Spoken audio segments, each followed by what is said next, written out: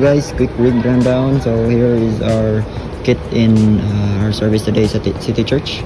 So we're using the Behringer P2 sa atong in-ear monitors.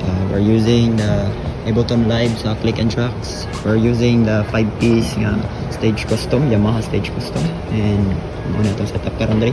We have also the custom cymbal pack, dark cymbal pack sa Zildjian K ni siya, K family.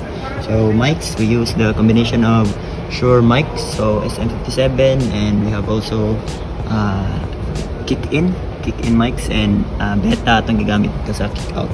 So we have the top mic here and bottom mic there. We're using the 57 to talkbox, so and then we're using the Gretsch drum tone.